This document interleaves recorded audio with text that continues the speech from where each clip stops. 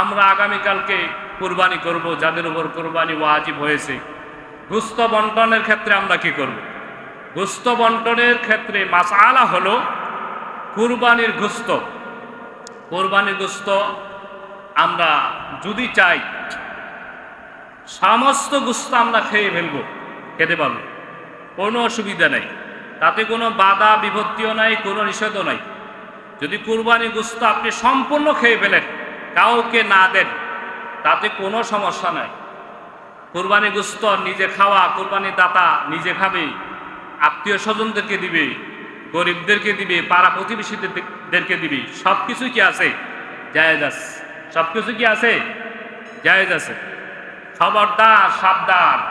আরেকটি মাসআলা হলো, আমাদের দেশে সামাজিক যে প্রথা রয়েছে, এই সামাজিক প্রথায় যদি কাউকে বাধ্যকতা করা হয়, তাহলে সম্পূর্ণ নাজায়েজ হবে। আমি কুরবানি গোশত বন্টনের ক্ষেত্রে স্বাধীনতা দিয়েছেন আমার আল্লাহ। কে দিয়েছেন? স্বাধীনতা দিয়েছেন আমার আল্লাহ। কুরবানি গোশত আমার গোশত, আমি কোথায় দিব, কাকে দিব, কোন আত্মীয় স্বজনকে দিব, এটা আমার এখতিয়ার, এটা সমাজবাসীর এখতিয়ার নয়। আমার কুরবানি গোশত আমাকে বাধ্য করে সমাজবাসী নিয়ে সেখানে ভাগ বন্ট বসাবে, এটা কোনো ক্রমে জায়েজ নয়, কোনো ক্রমে জায়েজ নয়। কেন জায়েজ নয়? এ কথা বুঝেন, কেন জায়েজ নয়। ধরেন আপনি এবছর নিয়ত করছেন কুরবানি দিবেন, তো দিছেন কুরবানি, আপনার গোশত, আপনি ভাগে যেই গোশত পেয়েছেন, এই গোশতটুকু আপনার মনের আশা, আর এই বছর কুরবানি দিয়ে আমার বোনের বাড়িতে কিছু গোশত দিব, বোন আছে 2টা, ফুফুর বাড়িতে নিয়ে যাব, অমুক গরিব আত্মীয় স্বজন আছে সেখানেও কিছু বিতরণ করব, দিব। কিন্তু এই সমাজবাসী বাধ্য করে আপনার গোশত সমাজে নিয়ে ভাগ বন্টন করার দ্বারা আপনার মনের আবেগ বিবেক যে ছিল যে আপনি বোনের বাড়িতে গোশত দিবেন, অমুক আত্মীয় স্বজনকে দিবেন, আপনার নিকটতম কোনো গরিব ব্যক্তিদেরকে দিবেন, আপনার আশা বাসা সব শেষ। সমাজবাসী আপনাকে বাধ্য করে আপনার গোশত নিয়ে সমাজে ভাগ বসাচ্ছে। কথা বুঝে আসতেছে? আপনার মনের ভিতরে যে আবেগ ছিল, আপনার গোশত আপনি খাবেন, আপনার নিকটতম গরিবদেরকে দিবেন বা কোনো আত্মীয় স্বজনদেরকে আপনি দিবেন, সেই আশা বাসা সব নষ্ট করে দিচ্ছে কে? এই সমাজ। এই জন্য এরকম যদি কোনো বাধ্যকতা কাউকে করা হয়, কোনোভাবেই সামাজিকতা জায়েজ হবে না। কথাটা বুঝে আসছে? তাহলে কুরবানির গোশত আমরা নিজেরা খাবো, আত্মীয় স্বজনদেরকে দিব, গরিবদেরকে দিব, কোনো অসুবিধা নাই। তবে মুস্তাহাব তরিকা হলো কুরবানির গোশত আমরা 3 ভাগ করব। এটা মুস্তাহাব, উত্তম, করাটা উত্তম। কিন্তু যদি কেউ না করে, কোনো সমস্যা নাই। মুস্তাহাব তরিকা হলো 3 বন্টন করা, 3 ভাগ করা। 3 ভাগ করে 1 ভাগ নিজের জন্য রাখা, আর আত্মীয় স্বজনদের জন্য আরেক ভাগ রাখা, আরেক ভাগ গরিব এতিমদের মাঝে বন্টন করা। এটা হলো মুস্তাহাব তরিকা। কিন্তু কেউ যদি চায় আমি 3 ভাগ করলাম না, আমি কিছু গরিবকে দিলাম, কিছু ধনীদেরকে কিছু দিয়ে দিলাম, কোনো ভাগ বন্টন করলাম না, সম্পূর্ণ জায়েজ, কোনো অসুবিধা নাই। কথা বুঝে আসছে? কুরবানির গোশতের বন্টন আমরা যারা শরিকানা কুরবানি দিচ্ছি, খুব হিসাব করে আমরা বন্টন করব। কারো যদি কম বেশি হয়, এই 7 শরিকে যারা কুরবানি দিচ্ছি, কারো ভাগে যদি গোশত কম বেশি হয়, সম্পূর্ণ কুরবানি এটা সম্পূর্ণরূপেই একেবারে নষ্ট হয়ে যাবে, কাহারও কুরবানি সঠিক হবে। এই জন্য সাবধান। ভাগ বাটোয়ারার ক্ষেত্রে আমরা দাড়িপাল্লা ব্যবহার করব। দাড়িপাল্লা দিয়ে মেপে খুব সতর্কতার সাথে আমরা গোশতের বন্টন করব। মনে থাকবো তো ইনশাল্লাহ? এবার আসেন কুরবানির চামড়া আমরা কি করব? কুরবানির চামড়া নিজে খেয়ে ফেলবেন। আবার খাওয়া যায় নাকি? হ্যাঁ, খাওয়া যায়। কুরবানির চামড়ার ভিতরে অত্যন্ত ক্যালসিয়াম রয়েছে, অনেক ক্যালসিয়াম রয়েছে, পর্যাপ্ত পরিমাণে ক্যালসিয়াম রয়েছে, আপনি খেতে পারবেন। আমি নিজেও খেয়েছি। এই কুরবানির চামড়া আপনি ভালো করে গরম পানি দিয়ে ভালো করে এই ঝাল করবেন, ঝাল করে পশমগুলো ফেলে দিবেন, এরপরে কেটে কেটে সুন্দর করে রান্না করলে অত্যন্ত মজা লাগে, অত্যন্ত সুস্বাদু, খেতে পারবেন। খাওয়া সম্পূর্ণ জায়েজ আছে। যদি চান ব্যবহার করবেন, জায়নামাজ বানাবেন পারবেন, অন্য কিছু বানাবেন পারবেন। হ্যাঁ, তবে মাসআলা হলো যদি আপনি বিক্রি করে দেন, যদি আপনি বিক্রি করে দেন, তাহলে ওই বিক্রিকৃত সমস্ত টাকা পয়সা এই গরিব এতিম মিসকিনদেরকে দান করে দিতে হবে। ওই টাকা রদবদল করার কোনো সুযোগ নাই যে আমি 1200 টাকা চামড়া বিক্রি করেছি, এই টাকা আমি খরচ করে ফেললাম, আবার আমার ঘরের থেকে 1200 টাকা দিয়ে দিব, না, এটা করবেন না। যে টাকাই বিক্রি করেছেন ওই টাকাটাই আপনি গরিব মিসকিনদেরকে দিয়ে দিবেন। হ্যাঁ, যদি কেউ করেই ফেলে তবে জায়েজ আছে, করতে পারবে, কিন্তু এটা উত্তম হবে না, অনুত্তম হবে। এই জন্য চামড়ার টাকাটা, যে টাকাটাই আপনি পেয়েছেন বিক্রিকৃত টাকা, ওই টাকাটাই আপনি হুবহুব পরিবর্তন না করে ওই টাকাটাই দিয়ে দিবেন। টাকা কাকে দিবেন, কোথায় দিবেন? চামড়ার টাকা দিয়ে মসজিদ মাদ্রাসা নির্মাণ কাজে দেওয়া যাবে না, মসজিদ নির্মাণ কাজে দেওয়া যাবে না, মাদ্রাসার কোনো নির্মাণ কাজে দেওয়া যাবে না। এই টাকাগুলো গরিব মিসকিন এতিমখানা লিল্লাহ বোর্ডিংয়ে দিয়ে দিতে হবে। তবে সর্বোত্তম খাত হলো মাদ্রাসায় দিয়ে দেওয়া। মাদ্রাসায় দিয়ে দিলে এই কিছু গরিব এতিম তলেবুল ইলম থাকে, ছাত্ররা থাকে, এরা এই টাকার সহযোগিতা পেয়ে হক্কানি আলেম হবে, কোরআনের হাফেজ হবে, এরা সারা দেশে সারা বিশ্বে ইসলাম প্রচার করবে, এদের উপকারটা বেশি হবে। এই জন্য মাদ্রাসায় এই চামড়ার টাকা দেওয়াটা বেশি উত্তম, এটা সর্বোত্তম খাত। কথা বুঝে আসছে? এই জন্য আমরা যারা কুরবানি করব, পরিশেষ কথা হলো খুব সতর্কতার সাথে আমরা কুরবানি করব, অত্যন্ত মনের ভিতরে খুলুসিয়াত নিয়ে, নিয়ত পরিশুদ্ধ করে। এখনো যাদের গোশত খাওয়ার নিয়ত আছে, নিয়ত পরিবর্তন করে ফেলেন, নিয়ত পরিবর্তন করে ফেলেন। আমরা কুরবানি দিচ্ছি কাকে সন্তুষ্টি করার জন্য? আল্লাহকে সন্তুষ্টি করার জন্য। এই কথাটা বারবার মনের ভিতরে নিয়ে আসেন, বারবার মনের ভিতরে নিয়ে আসেন, যা আমরা কুরবানি দিচ্ছি মানুষকে দেখানোর জন্য নয়, আত্মীয় স্বজনকে দেখানোর জন্য নয়, এলাকাবাসী সমাজবাসী আমাকে বাহবাহ দিবে এই জন্য নয়, আমি একমাত্র আল্লাহকে সন্তুষ্টি করার জন্য কুরবানি দিচ্ছি। কথা বলেন ঠিক কিনা? এই জন্য আল্লাহ বলেন, লা ইয়ানালাল্লাহা লুহুমুহা ওয়ালা দিমাউহা ওয়ালাকিন ইয়ানালুহুত তাকওয়া মিনকুম। আল্লাহ বলেন, ও কুরবানি দাতারা শোনো, তোমরা যে কুরবানি দিবা, কুরবানির কোনো রক্ত, কুরবানির পশুর কোনো রক্ত, কোনো গোশত, কোনো হাড্ডি আমি আল্লাহর কাছে বসবে না, আমি আল্লাহর কাছে বসবে তোমাদের তাকওয়া। সুবহানাল্লাহ, তোমাদের তাকওয়া বসবে। আজকে তাকওয়ার কারণে বাইজিদ বুস্তামি রহমাতুল্লাহ আলাইহি আল্লাহর ওলি হয়েছেন। আজকে তাকওয়ার কারণে হযরত আব্দুল কাদের জিলানী রহমাতুল্লাহ আলাইহি বিখ্যাত আল্লাহর ওলি হয়েছেন।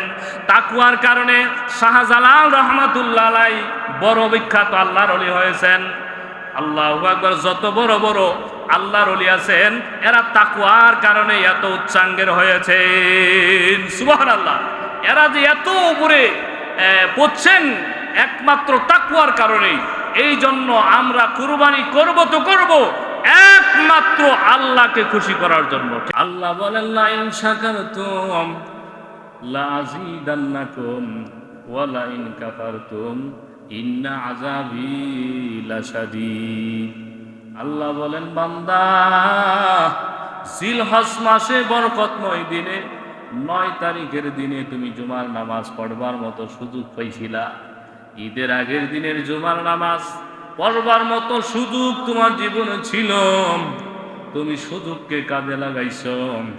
জুমার নামাজের আজান হওয়ার সাথে সাথে মসজিদে দৌড়াইয়া চলে আসছ। আল্লাহ বলেন, মনে রাখো, তোমার জীবনে আমি বারবার জুমার নামাজ পড়বার মতো তৌফিক দিয়েই যাব। সুবহানাল্লাহ। আর যদি জুমার নামাজের আজান হওয়ার পরও তুমি কাজে ব্যস্ত থাকো, ব্যবসা বাণিজ্যের মধ্যে ব্যস্ত থাকো, পারিবারিক কাজ নিয়ে তুমি ব্যস্ত থাকো। আল্লাহ বলেন, এরে নিমুখারাম, তোর মতো বেঈমান রে আমি কমই জুমার নামাজ পড়াইব। জোরে কর নাউজুবিল্লাহ। এই জন্য আমরা যারা আসলাম, আসতে পারলাম, খুশি না বাজার? যদি খুশি হয়ে থাকি, মহান রব্বুল আলামিনের দরবারে আবার প্রাণ ভরে শুকরিয়া আদায় করি। সকলে জুড়ে সুরে বলে আলহামদুলিল্লাহ। মুহতারাম হাজিরিন, আমরা জানি, সকলে অবগত আছি, আগামীকালকেই 10ই জিলহজ। এই আগামীকালকেই আমাদের সবচেয়ে মহৎ বড় একটি কাজ হলো কোরবানি করা। যেহেতু আগামীকালকে আমরা কোরবানি করব ইনশাআল্লাহ, যাদের উপর কোরবানি ওয়াজিব হয়েছে, এই জন্য কোরবানি সংক্রান্ত বিষয়ক কিছু আলোচনা আজকে করা হবে ইনশাআল্লাহ। তা আমরা গত জুমায়ও আলোচনা করেছিলাম কোরবানি দিলে কি লাভ, কোরবানির কি ফজিলত, এটা আমরা সবাই জানি। সাহাবায়ে কেরাম রাদিয়াল্লাহু তাআলা আনহুম একত্র হলেন, সমবেত হয়ে আল্লাহ নবীর কাছে জিজ্ঞাসা করলেন, ক্বালা ইয়া রাসূলুল্লাহ, ওগো আল্লাহর নবী, মা হাযহিল আদাহি, কুরবানি কি? আল্লাহর নবী বললেন, ক্বালা সুন্নাতা আবিকুম ইব্রাহিম আলাইহিস সালাম। জোরে বলুন সুবহানাল্লাহ। আল্লাহর নবী বলেন, কোরবানি হচ্ছে তোমাদের পিতা হযরত ইব্রাহিম আলাইহিস সালামের সুন্নাত। জোরে বলুন সুবহানাল্লাহ। সাহাবায়ে কেরাম প্রশ্ন করলেন, ওগো আল্লাহর নবী, আমাদের পিতা ইব্রাহিম আলাইহিস সালাম কুরবানি করেছেন, এই জন্য আমরাও কুরবানি করব, এটা আমাদের জন্য সুন্নত হবে, বুঝলাম। আল্লাহু আকবার। নবীর আদর্শ মানা এটা আমাদের জন্য সুন্নত হবে। কিন্তু আল্লাহ নবী প্রশ্ন হলো, ক্বালু ফামা লানা ফিহা ইয়া রাসূলুল্লাহ, এই যে আমরা কুরবানি করব, এই কুরবানি করার দ্বারা আমাদের কি লাভ হবে? আল্লাহ নবী বললেন, ক্বালা বিকুল্লি শারাতিন হাসানা, ক্বালা বিকুল্লি শারাতিন হাসানা। আল্লাহ নবী বললেন, কুরবানি যে তোমরা করবা, ওই কুরবানির পশুর ভিতরে যতগুলো পশম রয়েছে, প্রতিটা পশমের বিনিময়ে একটি একটি করে সওয়াব তোমার আমল নামায় লেখা দিবে আমার আল্লাহ। সুবহানাল্লাহ। সাহাবায়ে কেরাম প্রশ্ন করলেন, ওগো আল্লাহর নবী, তাহলে আর একটা আমাদের প্রশ্ন হলো, তাহলে বেড়া দুম্বার ভিতরে যে আমরা দেখি পশমগুলো জট বাঁধা থাকে, অনেকগুলো পশম থাকে, পশমগুলো আবার জট বাঁধা থাকে, প্রতিটা জটের বিনিময়ে কি আল্লাহ রাব্বুল আলামিন আমাদের আমল নামায় একটি করে নেকি দিবে, নাকি যতগুলো পশম আছে প্রত্যেকটা পশমের বিনিময়ে আল্লাহ লিখে দিবে? সুবহানাল্লাহ।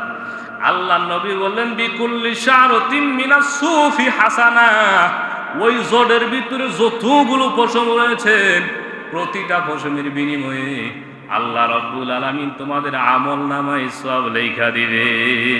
সুবহানাল্লাহ। এই হলো কুরবানি করার ফজিলত। সংক্ষিপ্ত আকারে বললাম, কুরবানি আমাদের উপর যাদের ওয়াজিব হয়েছে, এটাও এই সম্পর্কেও গত জুমায়, এর আগের জুমায় আলোচনা হয়েছে যে কুরবানি ওয়াজিব হওয়ার জন্য শর্ত হলো নেশাব পরিমাণ সম্পদের মালিক হতে হবে। নেশাব পরিমাণ সম্পদের মালিক হতে হবে, মুকিম হতে হবে, বালেক হতে হবে, জ্ঞান সম্পন্ন ব্যক্তি হবে। এদের উপর কুরবানি ওয়াজিব। মুসাফিরের উপর কোরবানি ওয়াজিব নয়, মুকিমের উপর কোরবানি ওয়াজিব। যারা স্থায়ী বাসিন্দা এদেরকে মুকিম বলে। নিসাব পরিমাণ সম্পদের মালিক হতে হবে। নিসাব পরিমাণ সম্পদ কি? নিজের প্রয়োজনীয় নিত্য প্রয়োজনীয় জিনিস বাদ দিয়ে মানুষের পাওনা দাওনা ঋণ কর্জ সব কিছু পরিশোধ করার পর নিজের নিত্য প্রয়োজনীয় জিনিস বাদ দিয়ে এই 10ই জিলহজ মাসের অর্থাৎ আগামীকালকে থেকে নিয়ে 10 তারিখ থেকে নিয়ে 12 তারিখের আসর পর্যন্ত, সূর্য ডোবা পর্যন্ত যদি কাহারো কাছে 52.5 তোলা রুফা বরাবর টাকা বা রুফা বা অন্য কোনো অর্থ সম্পদ যদি কাহারো কাছে গচ্ছিত থাকে, তাহলে ওই ব্যক্তির উপর ওই নর এবং নারীর উপর, চাই সে পুরুষ হোক চাই সে নারী হোক, ওই নর এবং নারীর উপর কুরবানি ওয়াজিব। জোরে বল সুবহানাল্লাহ। কুরবানি 4 প্রকার। কয় প্রকার? গত জুমায় আলোচনা হয়েছে কুরবানি কয় প্রকার। আজকে আমরা আবার ভালো করে জেনে নিব। কুরবানি 4 প্রকার: ওয়াজিব কুরবানি, নফল কুরবানি, মান্নতের কুরবানি, ওসিয়তের কুরবানি। মনে থাকবো তো? সংক্ষিপ্ত আকারে বলে দেই। ওয়াজিব কুরবানি এবং নফল কুরবানির গোশত আমরা নিজেরাও খেতে পারবো, কুরবানি দাতা সকলেও খেতে পারবে। ধনী ধনী আত্মীয় স্বজনদেরকেও দেওয়া যাবে, গরিবদেরকেও দেওয়া যাবে। এক কথায় সকল শ্রেণীর মানুষ ওয়াজিব এবং নফল কুরবানির গোশত খেতে পারবে। কিন্তু মান্নতের কুরবানি এবং ওসিয়তের কুরবানির গোশত, এটা কুরবানি দাতাও খেতে পারবে না এবং ধনী আত্মীয় স্বজনদেরকেও দেওয়া কোনোভাবেই জায়েজ হবে না। এটা সম্পূর্ণ গরিব মিসকিনদেরকে দান করে দিতে হবে। কুরবানির পশু সম্পর্কে আলোচনা হয়েছিল। কুরবানির পশু আমরা কি কি পশু দ্বারা কুরবানি দিব? তো কুরবানির পশু 6 প্রকার। কয় প্রকার? 6 প্রকার। ভেড়া, দুম্বা, উট, গরু, মহিষ, এই 6 প্রকার ব্যতীত অন্য কোনো পশু দিয়ে কুরবানি করা জায়েজ নাই। ভেড়া, দুম্বা, ছাগলের ক্ষেত্রে বয়স হতে হবে কমপক্ষে 1 বছর। কয় বছর? 1 বছর। এবং গরু এবং মহিষের ক্ষেত্রে কমপক্ষে বয়স হতে হবে 2 বছর। কয় বছর? 2 বছর। উটের ক্ষেত্রে বয়স হতে হবে 5 বছর। উটের ক্ষেত্রে কয় বছর? 5 বছর। সবসময় হুষ্ট ফুষ্ট মোটা তাজা পশু দিয়ে কুরবানি করা মুস্তাহাব, উত্তম। অত্যন্ত দুর্বল, ল্যাংড়া, কানা, খুরা, এই জাতীয় পশু দ্বারা কুরবানি করা জায়েজ নেই। এত দুর্বল যে জবেহের স্থান পর্যন্ত নিজে হেঁটে যেতে পারবে না, তাহলে এই জাতীয় পশু দ্বারা কুরবানি করা কোনোভাবেই জায়েজ হবে না। লেজ কাটা বা কান কাটা, লেজ বা কান বা শিং, এই 3 ভাগের 1/3 চাইতে বেশি কেটে গেছে, এই জাতীয় পশু দ্বারা কুরবানি করা জায়েজ হবে না। হিজরা পশু দিয়েও কুরবানি করা জায়েজ হবে না। কথা বুঝে আসছে? হিজরা পশু দ্বারা কুরবানি করা কি হবে না? জায়েজ হবে না। এবার আসি, আমরা কুরবানি করব আনন্দ চিত্তে, একমাত্র আল্লাহকে রাজি খুশি করার জন্য। কাকে? আমরা কুরবানি করব কাকে খুশি করার জন্য? জোরে আওয়াজ করে বলতে হবে, কাকে খুশি করার জন্য? একমাত্র আল্লাহকে খুশি করার জন্য কুরবানি করতে হবে। কুরবানি আমি নিজের পক্ষ থেকে আমি করব, আমার উপর কুরবানি ওয়াজিব, আমি আমার নিজের পক্ষ থেকে করব। আমার বাবা মারা গেছে, আমার মা মারা গেছে, মায়ের পক্ষ থেকে আমি করব। বাবা নাই, বাবার পক্ষ থেকে কুরবানি করবেন। আহা, অনেক সন্তান লক্ষ লক্ষ কোটি কোটি টাকার সম্পদের মালিক, অথচ বাবা নাই, মা নাই, মায়ের পক্ষ থেকে কুরবানি করে না, বাবার পক্ষ থেকে কুরবানি করে না। অথচ আল্লাহর নবী বলেছেন, তোমরা জীবিত এবং মৃত ব্যক্তিদের পক্ষ থেকেও কুরবানি করো, কুরবানি করতে পারবা। এই জন্য অনুরোধ, যেই মা যেই বাবা এত কষ্ট করে আমাকে আপনাকে লালন পালন করলো, আজকে সে মা নাই, আজকে সেই বাবা নাই, সেই বাবার পক্ষ থেকে, আজকে সেই মায়ের পক্ষ থেকে আমি সন্তান, এই বাবা রেখে গেছে সম্পদ থেকে, আমি বাবার জন্য কোরবানি করব। রাজি আছি তো ইনশাল্লাহ? যাদের সামর্থ্য হয় বাবার পক্ষ থেকে একটা অংশ রেখে দিবেন, কোরবানির জন্য কোরবানি করবেন, নিজের পক্ষ থেকে করবেন, বাবা মায়ের পক্ষ থেকে করবেন, ইনশাআল্লাহ করা যায়। জীবিত ব্যক্তিদের পক্ষ থেকেও কুরবানি করা জায়েজ আছে, মৃত ব্যক্তিদের পক্ষ থেকেও কুরবানি করা কি আছে? জায়েজ আছে, কুরবানি করা যায়।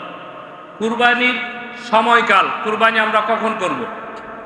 কুরবানি আমরা জিলহজ মাসের 10 তারিখ, অর্থাৎ আগামীকালকে। কুরবানি মোট 10 তারিখ থেকে নিয়ে 10, 11, 12, 10, 11, 12 তারিখ পর্যন্ত কুরবানি করা যাবে। শুধু কালকেই কুরবানি করা যাবে বিষয়টা কিন্তু এমন নয়। 12 তারিখের আসর পর্যন্ত, অর্থাৎ সূর্য ডুবা আগ পর্যন্ত কুরবানি করা জায়েজ আছে। আগামীকালকে করা, তবে 10 জিলহজ 10 তারিখে করা উত্তম, বেশি উত্তম। এরপরে কেউ যদি কোনো কারণবশত আগামীকালকে না করতে পারে, 11 তারিখেও করতে পারবে। 12 তারিখে সূর্য ডোবা আগ পর্যন্ত কোরবানি করা যাবে। কোরবানি দিনের বেলায়ও করা যায় যাচ্ছে, রাত্রের বেলায় করাও যায় যাচ্ছে। তবে রাত্রে করা উত্তম নয়, রাত্রে করা অনুত্তম। কেন? রাত্রে জবেহে দেওয়ার সময় ঘটনাক্রমে ভুলভ্রান্তি হতেই পারে, যেহেতু রাত্রের ব্যাপার। এই জন্য রাত্রে কুরবানি দিতে গিয়ে যদি 4টি রোগের মধ্য থেকে যদি কোনো একটা বাদ পড়ে যায়, সমস্যা হতে পারে। এই জন্য রাত্রে আমরা কুরবানি করব না, আমরা দিনের বেলায় কি করব? কুরবানি করব। আগামীকালকে ঈদের দিন। ঈদের দিনের অনেকগুলো সুন্নত আমল আছে, আমরা জানি। সুন্নত আমলগুলো হলো এই যে আমরা ঈদের দিন সকালবেলা খুব ভোরে উঠে যাব। খুব ভোরে উঠে যাওয়া মানে ফজরের নামাজ পড়া ঈদের দিন, এটা সুন্নত। এটা কি? ফজর নামাজ তো পড়তে হবে, তার মধ্যে তাড়াতাড়ি উঠে যাওয়া সুন্নত। তাড়াতাড়ি উঠে যাওয়া কি? সুন্নত। মেসওয়াক করা সুন্নত। এরপরে গোসল করা, গোসল করে সুন্দর পরিষ্কার পরিচ্ছন্ন জামা কাপড় পরিধান করা সুন্নত। এরপরে ঈদগাহে যখন আমরা যাব, উচ্চ আওয়াজে উচ্চ স্বরে তাকবীর বলা, আল্লাহু আকবার, আল্লাহু আকবার, লা ইলাহা ইল্লাল্লাহু, আল্লাহু আকবার, আল্লাহু আকবার, ওয়ালিল্লাহিল হামদ। এই তাকবীর বলতে বলতে উচ্চ স্বরে ঈদগাহে যাওয়া। এক রাস্তা দিয়ে যাওয়া, আরেক রাস্তা দিয়ে আসা সুন্নত। ঈদের নামাজ তাড়াতাড়ি পড়া, এটাও সুন্নত। কোন ঈদের নামাজ? ঈদুল আজহার নামাজ। ঈদুল আজহার নামাজ তাড়াতাড়ি পড়ে কুরবানি করা, এটাও সুন্নত। ঈদুল আজহার সময় অর্থাৎ আগামীকালকে আরেকটি সুন্নত হলো আমরা ঈদগাহে যাওয়ার আগে কোনো কিছু খাবো না। ঈদগাহে যাওয়ার আগে কোনো কিছু না খেয়ে ঈদের নামাজ পড়ে এসে নিজের কুরবানি করা গোশত, পশু কুরবানি করা গোশত দিয়ে প্রথম আহার করা সুন্নত। প্রথম আহার করা কি? সুন্নত। এই সুন্নতগুলোর প্রতি আমরা অত্যন্ত খেয়াল রাখবো। রাজি আছি তো ইনশাআল্লাহ? এই সুন্নতগুলোর প্রতি আমরা খেয়াল রাখবো। আর ঈদের নামাজ আমরা পড়বো। ঈদের নামাজের নিয়ম কানুন আমরা সকলেই জানি, বারবার বলে আসছি। ঈদের নামাজ আমরা কিভাবে পড়বো? এই আজকে আগামীকালকে তো ঈদুল আজহা, তাহলে ঈদুল আজহার নিয়তি তো আমাদের করতে হবে।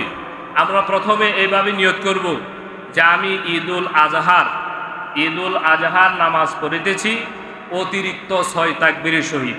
অতিরিক্ত 6 তাকবীরের সহিত ঈদুল আজহার নামাজ পড়িতেছি কিবলামুখী হয়ে এই ইমামের পেছনে। এই ইমামের পেছনে অতিরিক্ত 6 তাকবীরের সাথে আমি ঈদুল আজহার নামাজ পড়িতেছি। এই কথা মনে মনে বলে আপনি আল্লাহু আকবার বলবেন। তাকবীরে তাহরিমা বলে প্রথম যে তাকবীরটা দিবেন, এই তাকবীরের নাম কি? তাকবীরে তাহরিমা। এই তাকবীরে তাহরিমা বলে আপনি হাত বেঁধে ফেলবেন। প্রথম তাকবীরের পরে হাত ছেড়ে দিবেন না বেঁধে ফেলবেন? বেঁধে ফেলবেন। হাত বাঁধার পর সানা পড়বেন। হাত বাঁধার পর কি পড়বেন? সানা পড়বেন। সানা পড়ার পর দেখবেন ইমাম সাহেব অতিরিক্ত 3টা তাকবীর দিবেন। কয়টা? 3টা তাকবীর দিবেন। অতিরিক্ত 3টা তাকবীর দিবেন। প্রতি তাকবীর বলার সময় কান পর্যন্ত হাত উঠাবেন, আবার হাত ছেড়ে দিবেন। হাত ছেড়ে দিয়ে 3 তসবিহ পরিমাণ সময় নিতে হবে। মানে 3 বার সুবহানাল্লাহ বলা যায় মতো সময় নিতে হবে। হ্যাঁ, এইভাবে 3 বার হাত উঠাবেন, ছেড়ে দিবেন। তৃতীয়বার তাকবীর বলার পর আপনি হাত বেঁধে ফেলবেন। হাত বাঁধার পর ইমাম সাহেব আউযুবিল্লাহ বিসমিল্লাহ পড়ে সূরা ফাতিহা পড়বেন। সূরা ফাতিহার সাথে অন্য আরেকটি সূরা মিলাবেন। এইভাবে অন্যান্য নামাজের মতো স্বাভাবিক নিয়মে প্রথম রাকাত কমপ্লিট করবে। এরপরে দ্বিতীয় রাকাতের জন্য দাঁড়িয়ে যাবেন। অন্যান্য নামাজের মতো স্বাভাবিক নিয়মে দ্বিতীয় রাকাতের মধ্যেও ইমাম সাহেব সূরা ফাতিহা পড়বেন। সূরা ফাতিহার সাথে অন্য সূরাও মিলাবেন। মিলানোর পরে রুকুতে যাওয়ার আগে আবার অতিরিক্ত 3টা তাকবীর বলতে হবে। এই তাকবীর বলার সময় কান পর্যন্ত হাত উঠাবেন, আবার ছেড়ে দিবেন। চতুর্থ তাকবীর বলে রুকুতে চলে যাবেন। রুকুতে চলে যাওয়ার পর আবার অন্যান্য নামাজের মতোই স্বাভাবিকভাবে নামাজ কমপ্লিট করবে। এটাই হলো ঈদের নামাজ। এই হলো ঈদের নামাজ পড়ার নিয়ম বা পদ্ধতি। কথা বুঝে আসছে?